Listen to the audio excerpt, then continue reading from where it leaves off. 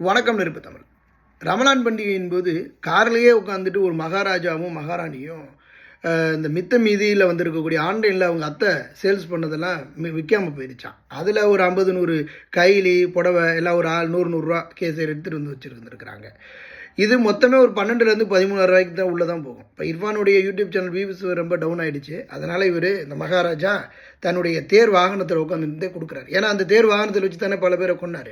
இவருடைய மனைவி அந்த மகாராணியினுடைய கையில் இன்னொருத்தருடைய கை பட்டுருச்சு. அதனால் அந்த அம்மா ஐயோ ஒரு வாரமாகவே இன்னும் ரொம்ப அலர்ஜியில் இருக்கிறாங்களாம். ஐயோ என் கையை யாரோ ஒருத்தன் பட்டான். அப்படிப்பட்ட உத்தம பத்தினி, 1000 விளக்கு பத்தினி போல் அந்த அம்மா கையில் யாரோ ஒருத்தருடைய கை பட்டுருச்சான். இஸ்லாமியர்கள் எங்கே போயினா தொழுகைக்கு போகும்போது அங்கே இருக்கக்கூடியவர்களுக்கு, ஏழை எளிய மக்களுக்கு உதவி செய்வாங்க. இவன் காருக்குள்ளே உட்காந்துக்கிட்டே கொடுத்துட்டு இருந்தான். இதனுடைய நோக்கம் அவனோட சேனலில் உள்ள வியூவர்ஸ் டவுன் ஆயிடுச்சுங்கிறதுனுடைய நோக்கம் தான். இவன் போன்ற அயோக்கியர்கள் தண்டிக்கப்பட வேண்டும். இஸ்லாமிய சமூகத்தினுடைய சாபக்கேடாக இருக்கக்கூடிய இவன் போன்றோருக்கு காலம் பதில் சொல்லும்.